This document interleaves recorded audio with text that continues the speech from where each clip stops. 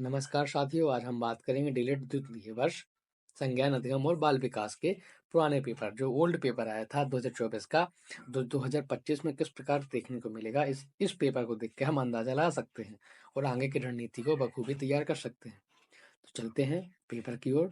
तो देखते हैं 3 घंटे का पेपर होता है, 70 नंबर का पूर्णांक आता है। एक कुछ निर्देश दिए हुए हैं जिन्हें आप पढ़ सकते हैं। देखते हैं पहले विकल्प की ओर। तो देखते हैं पहला विकल्प क्या कह रहा है। सही विकल्प चुनकर लिखिए।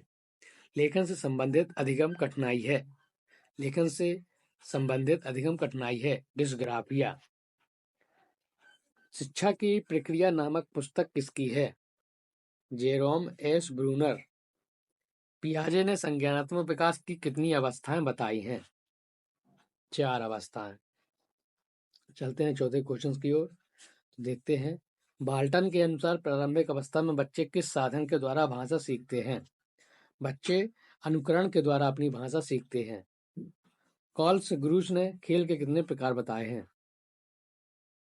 तो कॉल ग्रूस ने अपने खेल के 3 प्रकार बताए हैं। चलते हैं नीचे की ओर। तो देखते हैं रिक्त स्थानों की पूर्ति कीजिए। चलते हैं रिक्त स्थानों की पूर्ति कीजिए। देखते हैं अधिगम का मुख्य नियम है। अधिगम का मुख्य नियम तत्परता है। दूरी, दिशा, ऊंचाई, लंबाई, गहराई, आकार आदि के संपृक्त गणितीय संपृक्त कहलाते हैं। पूर्व संक्रियात्मक अवस्था रिक्त स्थान अवस्था है। पूर्व संक्रियात्मक अवस्था प्रारंभिक बाल अवस्था है। अनुकरण सिद्धांत रिक्त स्थान ने दिया था। अनुकरण सिद्धांत अरस्तु ने दिया था। कैरोल गिलिगन का जन्म रिक्त स्थान में हुआ था। कैरोल गिलिगन का जन्म न्यूयॉर्क में हुआ था। चलते हैं नीचे की ओर और देखते हैं एक वाक्य में उत्तर दीजिए। तो देखते हैं पहले उत्तर वाक्य की ओर। विस्मृति के कितने प्रकार हैं।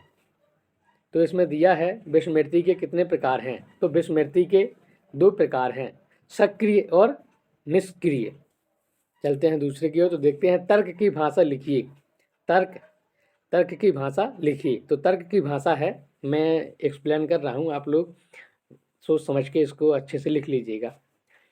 गैरेट के अनुसार मन में किसी उद्देश्य एवं लक्ष्य को रखकर क्रमानुसार चिंतन करना तर्क कहलाता है। चलते हैं तीसरे की ओर। बहिष्कार का एक प्रभाव बताइए। बहिष्कार के कारण व्यक्ति को योगदान देने या अपनी राय व्यक्त करने में असहजता महसूस हो सकती है। आप परिभाषा लिख लीजिएगा, मैं बोला हूँ जो। कहानी कथन का एक उद्देश्य लिखिए। कहानी कथन का एक उद्देश्य बालकों की कल्पना शक्ति का विकास करना है। कहानी कथन का एक उद्देश्य है बालकों की कल्पना शक्ति का विकास करना। गिलिगन ने नैतिक विकास की कितनी अवस्थाएं बताई हैं। गिलिगन ने नैतिक विकास की 3 अवस्थाएं बताई हैं। चलते हैं नीचे की ओर। तो देखते हैं स्मृति की परिभाषा दीजिए। आप स्मृति की परिभाषा लिख सकते हैं। 2 नंबर का क्वेश्चन आता है। स्थायी स्मृति किसे कहते हैं, जानते हैं बखूबी आप। सहयोगी अधिगम किसे कहते हैं।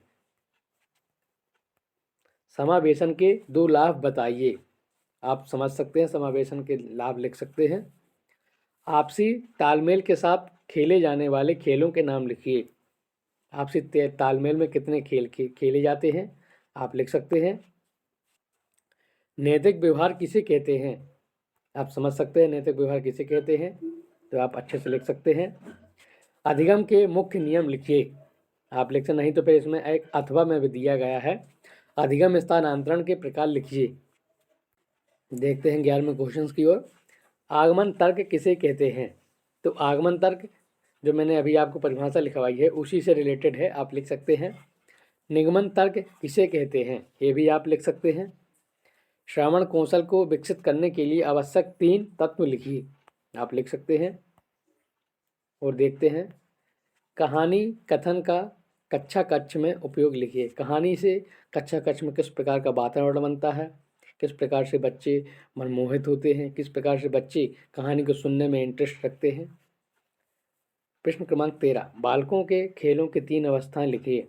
बालकों के खेलों की 3 अवस्थाएं लिख सकते हैं। कबड्डी के 3 नियम बताइए। तो आप कबड्डी के 3 नियम लिख सकते हैं। ब्रूनर के सिद्धांत की विशेषताएं लिखिए। आप ब्रूनर के सिद्धांत की विशेषताएं लिख सकते हैं। ब्रूनर के सिद्धांत का शिक्षा में क्या योगदान है।